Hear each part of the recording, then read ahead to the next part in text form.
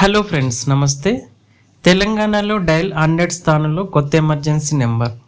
తెలంగాణ రాష్ట్రంలో అత్యవసర సేవల వ్యవస్థలు కీలక మార్పు చోటు చేసుకుంది. ఇప్పటివరకు ప్రజలు ఉపయోగిస్తున్న డయల్ 100 స్థానంలో ఇకపై అన్ని ఎమర్జెన్సీ సేవలను ఒకే గొడుగు కిందకు తీసుకొస్తూ డయల్ 112 నెంబర్ను అందుబాటులోకి తీసుకొచ్చారు.